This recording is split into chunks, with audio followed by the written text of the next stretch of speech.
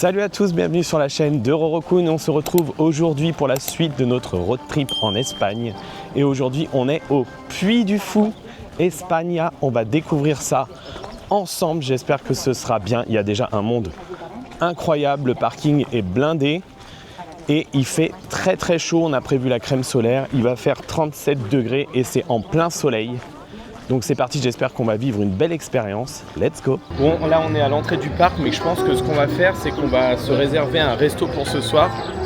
Il y a pas mal de choix. Tony, qu'est-ce qui te ferait plaisir? Je vous montre un petit peu ce qu'il y a. La Hospedería de Santiago, el Salón Califal, la Cantina de Breda.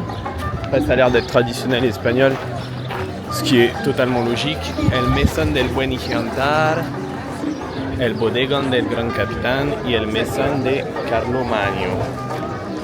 Ah, ça c'est fait. Bah, Carlomagno, c'est Charlemagne. On se dirige maintenant vers le spectacle El Último Cantar. Je pense que ça veut dire la dernière chanson, un truc comme ça. Je ne connais pas du tout, je ne me suis fait spoiler aucun spectacle. On va découvrir ça, j'ai tellement hâte. J'ai adoré le Puy du Fou en France.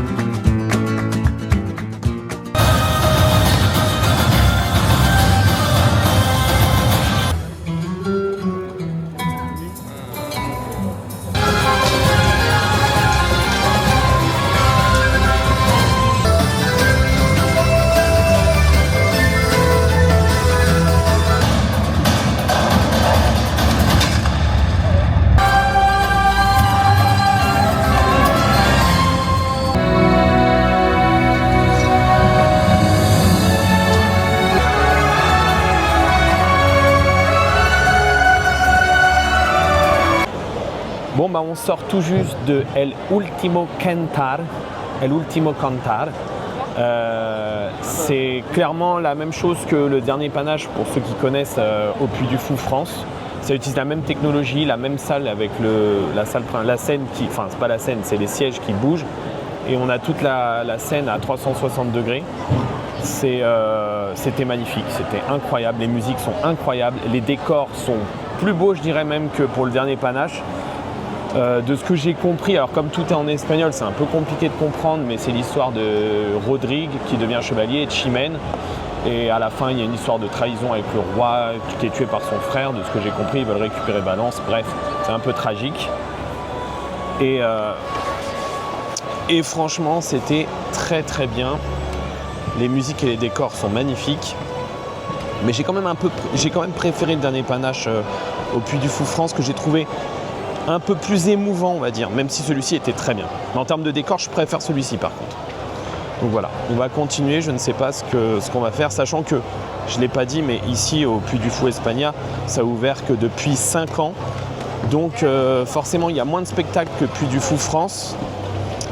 Je crois qu'il y a 8 spectacles en tout, plus le grand spectacle de ce soir qu'on fera.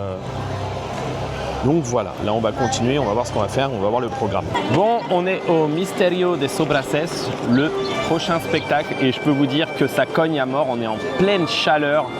On n'a pas réussi à avoir les places derrière, à l'ombre. Donc on est en plein soleil, il y a un monde monstrueux. On a voulu faire d'abord la Pluma y Espada, mais en fait c'était totalement rempli. Il y avait des places que tout en bas à droite, on a dit non laisse tomber, on reviendra plus tard. Et du coup, bah là, on voit déjà un petit peu ce que ça donne, la scène. Donc j'imagine, au vu des décors, ça me rappelle un peu les Vikings. Donc, à voir. Je pense que là, il va y avoir des joutes, des combats de chevaux, des trucs comme ça.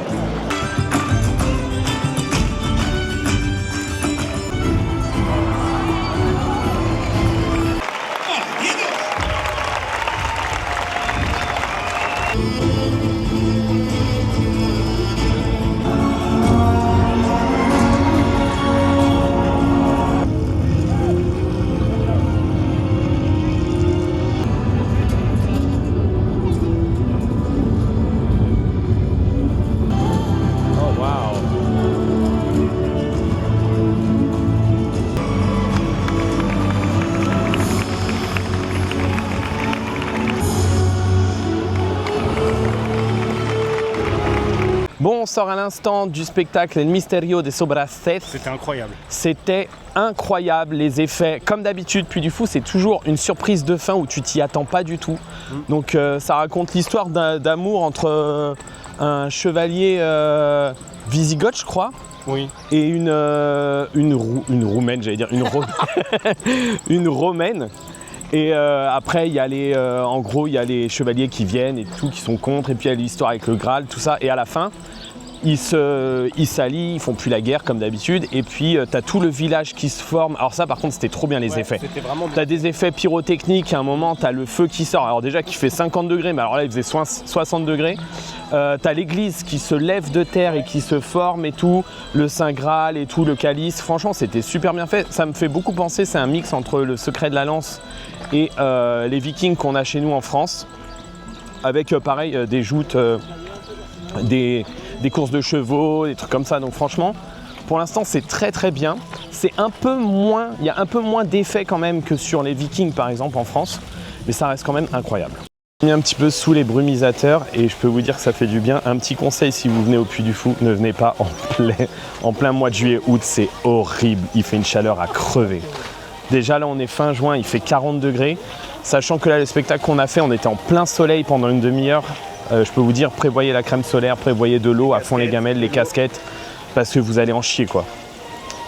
Et voilà, donc par contre, ce que je note qui est très bien, c'est qu'ils ont prévu pas mal de coins ombragés, des brumisateurs, il y a de l'eau un peu partout, il y a des fontaines. Donc franchement, ils ont essayé de mettre des arbres et tout pour créer de l'ombre. Ça par contre, je trouve que c'est bien.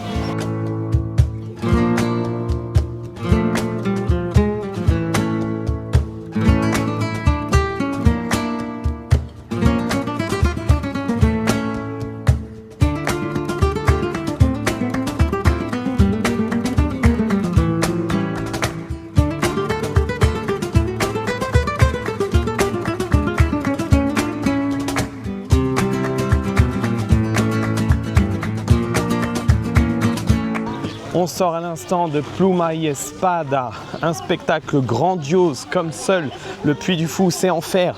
C'est clairement inspiré, enfin la mise en scène est clairement inspirée et la technique des mousquetaires de Richelieu qu'on a déjà, qu'on a chez nous en Vendée. Et c'était incroyable, ça commence avec un espèce de début théâtre. Ça continue sur un bateau, il y a les décors qui se dévoilent petit à petit, de la profondeur qui augmente au fur et à mesure.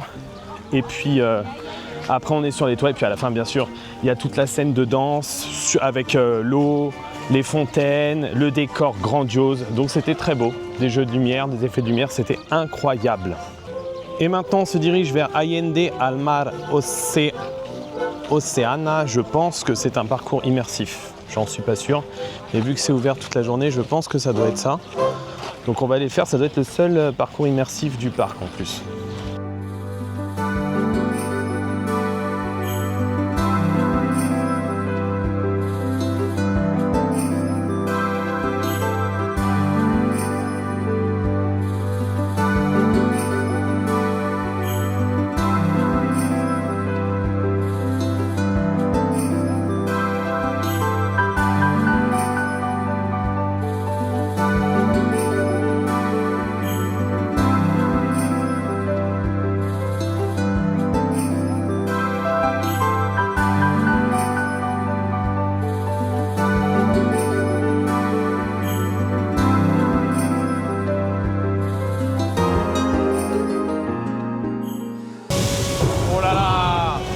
Ça craint pour l'expédition.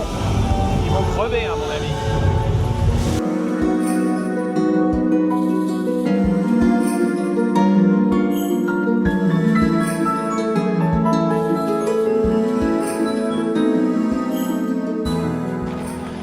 On sort à l'instant du parcours immersif. Je me souviens plus du nom, mais ça finit par Oceania. Allende la Mar Oceana. Voilà. Tout à fait. Avec mon accent de français. Avec l'accent. Donc en fait, c'est simple, hein. On revit l'expédition de Christophe Colomb du début jusqu'à ce que quand il demande à la reine à faire l'expédition et puis qu'il découvre après l'Amérique. Mais en fait, c'est clairement, ça reprend la même technique que le parcours immersif qu'on a en France, les mystères de la Pérouse. Donc on est dans le bateau, on suit l'expédition. Il y a toujours la technique avec les mouvements de tangage. C'est toujours aussi beau. Franchement, par contre, j'adore les parcours immersifs. C'est le seul qu'il y a, il me semble, ici à Puy du Fou, Espagne. Il mériterait d'y en avoir au moins un ou deux autres. C'est quelque chose que j'adore, moi, les parcours immersifs au Puy du Fou. Ça change des spectacles. Et puis, moi, ce que j'ai aimé, par contre, par rapport à celui de la Pérou, c'est qu'à la fin, on termine, tu sors du bateau et tu arrives sur la plage tropicale, un peu du Nouveau Monde. Et je trouve que c'était très sympa avec des espèces de cascades et tout. De toute façon, vous avez vu, hein, je vous ai montré les rushs. Enfin, je vous ai montré les extraits. C'est très, très bien fait, comme d'habitude. En termes de technique, Puy du Fou, c'est high level, hein, c'est vraiment très beau. Alors moi, j'ai un peu moins de surprise puisque j'ai déjà fait celui en France 2 fois, donc je connais bien. Mais pour quelqu'un qui arrive pour la première fois, je pense que tu prends une claque quand tu arrives au Puy du Fou parce qu'en termes de technique, ils sont vraiment très très doués, ils sont très forts pour ça.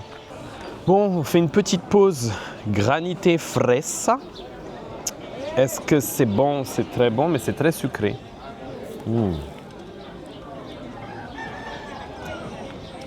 Mais ça rafraîchit. Ouais, c'est très bon. Donc là, on fait une petite pause parce que là, il n'y a pas de spectacle spécialement avant 17h. Et il est à peine 15h, je crois. Il est 15h, donc là, on a le temps. On peut profiter, se poser, se mettre en terrasse. Ouais. De toute façon, vu la chaleur, il n'y a pas grand-chose à faire. Peut-être refaire un spectacle, on va voir, peut-être à l'intérieur.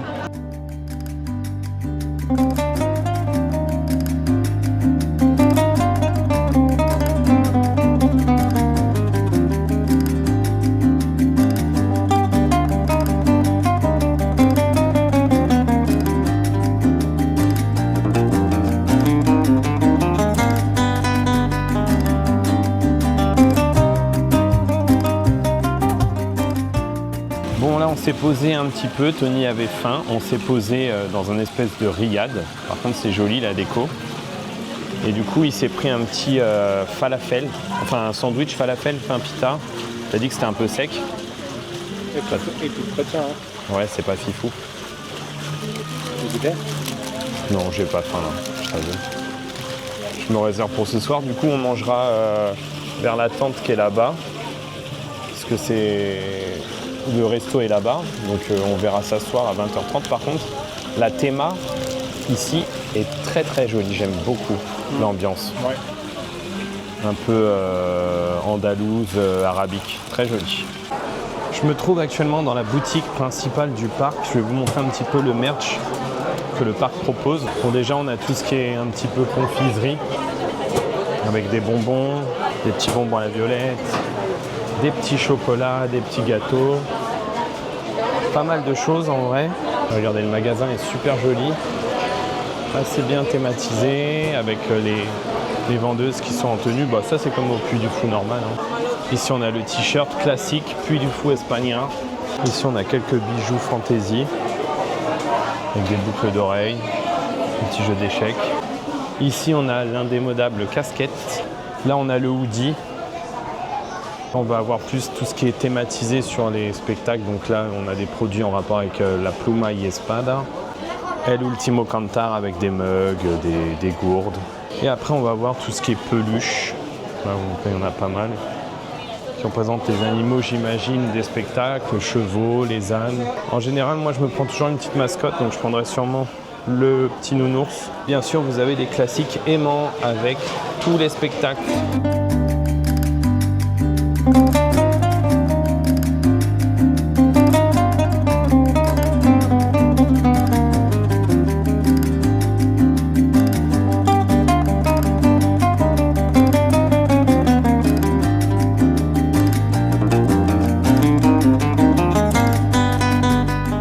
Ok, bon, on sort du spectacle Cetrería de Reyes.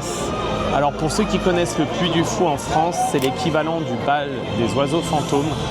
En gros, il y a deux grandes estrades avec une scène au milieu et il y a les oiseaux qui vont voler un peu partout. Il y a une histoire. Alors là, de ce que j'ai compris, l'histoire, c'est une princesse un peu Sherazade des Mille et une nuits, fille du calife qui va se faire pécho par un chevalier espagnol. Bon, bref.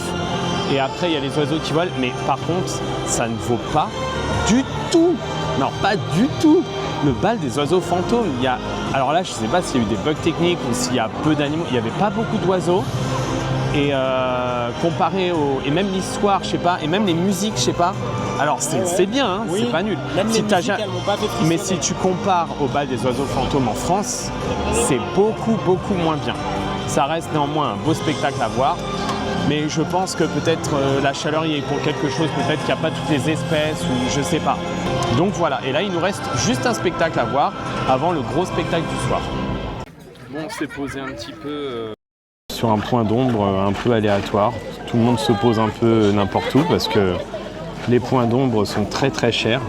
Et dès qu'il y a de l'ombre, les gens les prennent d'assaut parce qu'il fait très chaud. Du coup là il nous reste juste un spectacle à voir avant le grand spectacle de ce soir, El Sueño de Toledo. Donc là il nous reste à voir El Tambor de la Libertad qui est dans exactement 1 heure. Donc là on a 1 heure d'attente, on ne sait pas trop quoi faire.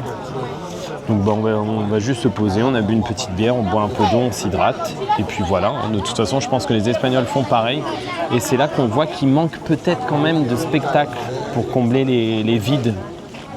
Puisque là les seuls spectacles qu'il y a, on les a déjà faits. Donc voilà, on attend celui de 19h.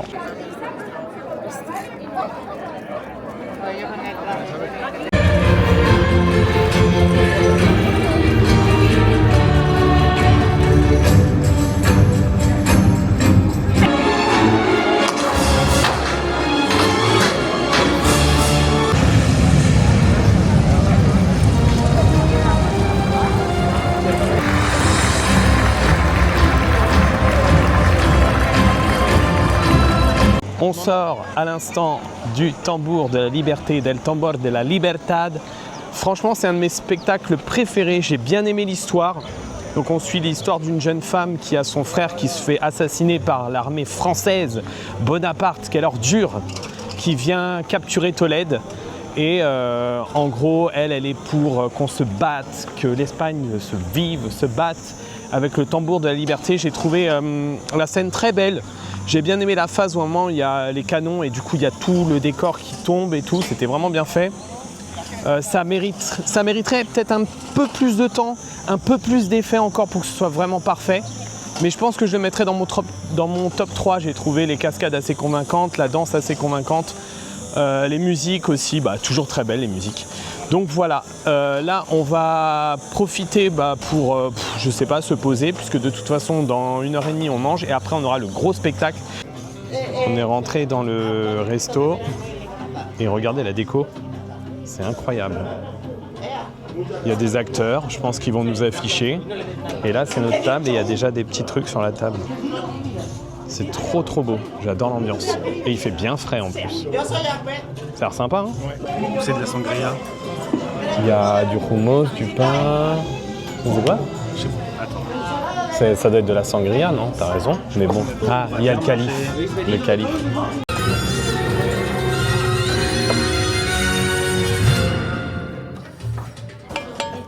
Là, on vient de recevoir le petit couscous avec le magnifique tagine. Déjà, les entrées, c'était très bon. Les hummus, les 3 hummus et la salade de poulet qui était très bonne. Donc voilà, on continue tranquillement et c'est sympa. Il y a les petits spectacles, il y a l'ambiance. Ouais, c'est trop cool. Bon, on sort du salon Khalifa, du resto thématique. C'était trop bien. J'ai adoré l'ambiance. J'ai trouvé ça trop drôle. Les acteurs étaient à fond dans leur rôle et la nourriture était vraiment très bonne. Par contre, ça enchaînait vite. Il fallait qu'en 1 heure tout soit bouclé parce que je sais que après on doit aller au spectacle. Donc là, d'ailleurs, on va se diriger. En tout cas, comme d'hab, je trouve que le Puy du Fou, en termes de nourriture, c'est l'une des meilleures nourritures de parc. En termes de rapport qualité-prix, on a payé 40 € pour un repas avec entrée, plat, dessert, boisson compris. Il y avait de la sangria, il y avait de la citronnade. Donc franchement, c'était trop bon. Et en plus, c'est un repas spectacle, donc on profite en plus du spectacle. Donc voilà, avec des effets de son, de lumière et tout. Donc voilà, là je vais couper parce que je n'ai plus beaucoup de batterie. On se retrouve pour El Sueño de Toledo.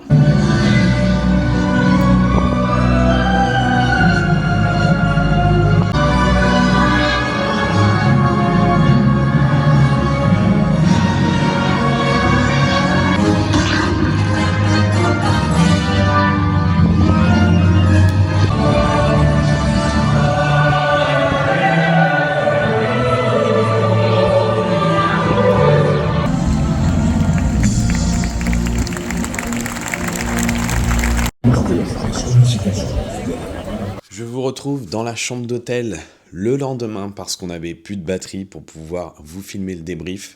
Le Puy du Fou, c'était une expérience incroyable. J'ai adoré ce parc. Même si j'ai eu un peu trop tendance à le comparer au Puy du Fou chez nous en France, je trouve qu'il y a un potentiel de malade sur le Puy du Fou espagnol. On sent quand même que c'est un parc jeune, qu'il a à peine 5 ans, mais honnêtement, le spectacle El Sueño de Toledo, le dernier spectacle, était mais tellement beau, j'ai pas vu. Alors il a duré environ 1h15, j'ai pas vu le temps passer. À un moment, il y a le bateau qui sort carrément de l'eau, mais les effets, le mapping aussi incroyable sur les façades, j'ai trouvé ça très très beau. Les chorégraphies, les danses, le nombre aussi de figurants. Donc voilà, moi franchement, si jamais vous passez dans la région de Madrid, faites le Puy du Fou. Honnêtement, même si vous avez fait le Puy du Fou français, je vous conseille quand même de faire celui d'Espagne. Il vaut vraiment le coup, il est vraiment très beau. Et je pense que d'ici quelques années, ça va être l'équivalent de notre Puy du Fou à nous. Ça va être un parc vraiment qu'il faudra faire absolument. Donc voilà, là on va se préparer, on va aller au parc Warner, donc n'hésitez pas si jamais la vidéo vous a plu à me mettre un petit pouce bleu, un petit commentaire, voilà ça fait toujours plaisir, et puis nous on se retrouve pour de nouvelles aventures. Allez, ciao ciao les gens.